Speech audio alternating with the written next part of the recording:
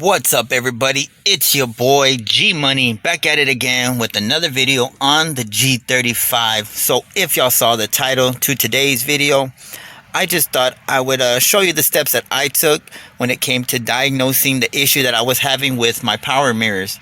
So if you have a G35, more than likely you have power mirrors. The way to tell is you have this little toggle switch back here, but for the most part my power mirrors were not working. I would have to manually adjust the mirrors every time that I was washing the car, or had to adjust the mirror if somebody hit it. So the other day I was looking into it and I was able to fix the issue. And so if you know me, if I have an issue with my car and I'm able to fix it, why not help the G35 community and show you all the steps that I took, and hopefully it helps you out. And yeah, we'll see what happens. But for the most part, been talking too much, so let's get this video started.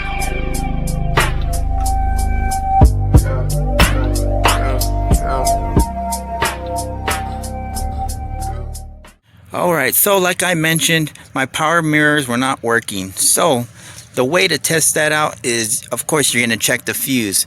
But before you even check that fuse, a way you can tell if it's a bad fuse is that fuse is the same fuse that's tied in with your gauge cluster lights. So if your gauge cluster lights are not working, there's a chance that it might be a bad fuse. But I'll show you that in a second. But let me show y'all where to locate this fuse. So this fuse is going to be located back here on this little panel. Now you don't want to get confused, because these side mirrors, they do have heated option. You don't want to mess with that one. I mean, that's going to be for the heat. The main one that you're going to want to do is the 10 amp mirror fuse. I don't know if you can see it right there. It's going to be that fuse right there. So what you're going to want to do is pop out that fuse. And once you pop out the fuse, we're going to check continuity. And as far as, like I was telling you, if that fuse is not working, your gauge cluster lights will not work. So I'll show you all that right now. All right, so I'm gonna get up that fuse. If you have a fuse puller, then go ahead and use that, but I don't have one in the car, so I'm just gonna pull it out. All right, so I got the fuse out. I already know this fuse is good because all my power mirrors are working and everything. But like I had mentioned, if this fuse is bad, there's two ways to tell that it's a bad fuse, because this same fuse is tied in with the gauge cluster lights, and it's also tied in with the power mirrors.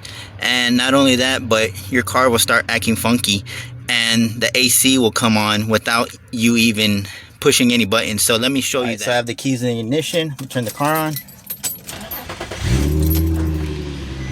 So as you can tell, no gauge cluster lights. Like I had mentioned, the AC will start acting funky too. I don't even have the AC on, but it automatically kicks it on. So if that fuse is bad, those are two of the main things to look for. No lights on your gauge cluster, and your AC will automatically turn on by itself. So yeah, now let me show you with the meter how to check to see if the continuity is good on that meter. I mean, on that fuse. All right, so like I had mentioned, I got my meter on continuity test, and it's gonna pretty much just let me know if the fuse is good. So I have one lead on one end, and then with my other lead. So what that means is that there's continuity going from one end to the other, pretty much letting me know that the fuse is good. So once I did that step, I knew my fuse was good. So I was gonna check the actual control panel where the fuse is to see if I'm getting voltage. Alright, so now that I have the car on, I used the meter to check to see if I had voltage. I know there is some other meters out there that every time you have voltage, it'll light up. You can use that meter too, but for the most part, I'm using my meter. As you can tell, I'm getting voltage. I have one lead on the ground right there, and then my other lead, I have it right there.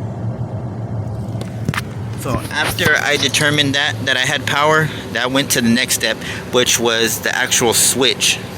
So I put the fuse back in, after that, I was gonna diagnose the switch. So if you notice, you just take down this bottom piece, and back here there's an actual harness that plugs into this switch. Alright, so if you look on the other side of the switch, you'll notice that there's a harness right there. So luckily, my issue to the problem was right here. My harness wasn't plugged in all the way. So as soon as I plugged it in and I heard that snap, I was able to diagnose the issue. But before I even did this step, I checked right here by the door where the speaker is at, and I double checked to make sure those connections were good too. So let me show you that. Alright, so before I even found that the issue was right here, like I had mentioned, I had to remove this panel because I wanted to check back here to see if anything was, an issue back here. So if you ever do have to remove your, your side mirror, this is where you would remove it, by just removing this panel, because you have your bolts that you gotta, take apart. But for the most part, all you gotta do is right here and right here, you have, little clips that you take off, and you'll be able to remove this. So let me do that right now. Okay, so I removed the panel. As you can see, there's like a little lip right here. So when you pull it out, just this piece right here, just pull it back. So, and then remember how I was saying to remove your side mirror, you got these three right here. But as you notice, if you follow that wiring, it goes to another piece right here,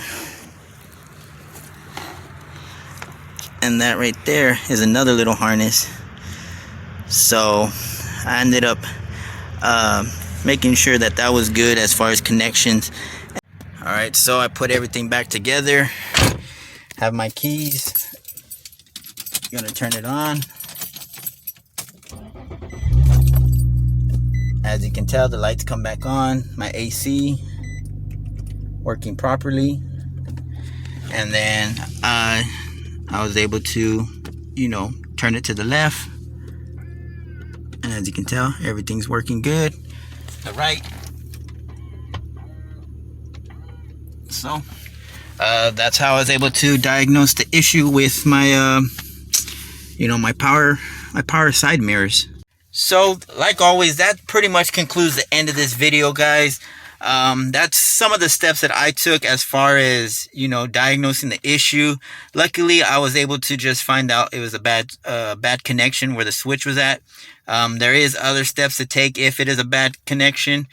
You'll be able to see on the little module of the switch if there's a broken connection. But for the most part, I got lucky. But like I said, I would try to help you out. If there was some steps that that I took, they were able to help you, then I did my part. But for the most part, I learned something new today as far as fixing this issue, and I'm always here to help out the G fam. But that being said, like always, if you enjoyed the content, put that thumbs up, and hit the subscription button if you haven't subscribed yet. And like always, make sure you hit that notification bell. That way you don't miss out on any future content. But like always, y'all have a great day. Stay safe out there. It's your boy G Money. Peace.